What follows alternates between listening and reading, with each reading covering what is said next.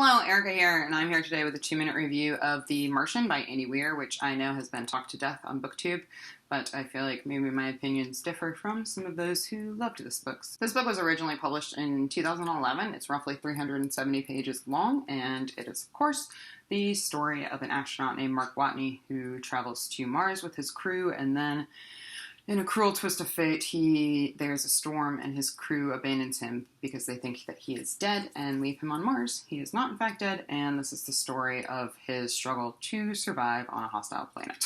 And I personally listened to the audiobook of this, which is narrated by R.C. Bray. I highly recommend the audiobook. It was a very, very good performance, and I thoroughly enjoyed it. I know a lot of people have really loved this book.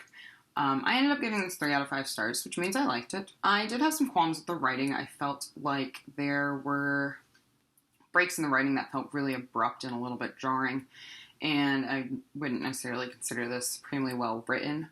While it is very witty, I wasn't necessarily enthralled with the way it was written, and I think that could have been done better.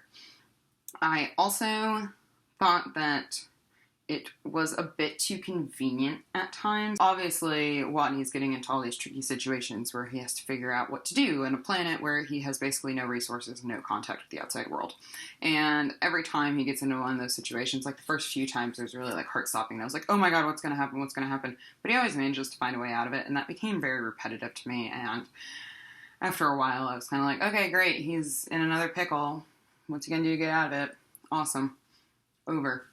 Also, I did find that the technical jargon in this book, while it did lend a more realistic element to kind of the log entries that Watney is writing while he's on Mars, it kind of went over my head and left me a little bit bored. Like, I don't think that the general public is that interested in or familiar with all of these terms and processes that go into space travel. So I felt like that could have been cut down a little bit. Like I said, Mark Watney is a very funny character. He's pretty hilarious. He gives basically no fucks at all while he's on Mars, which, I mean, how many fucks can you have left to give when you're stranded on Mars? I don't know. And I did like that. I thought that the other characters as well were pretty witty and hilarious. And again, the audiobook really brought that out in them for sure. I also did find the story overall very gripping, and I was kind of on the edge of my seat.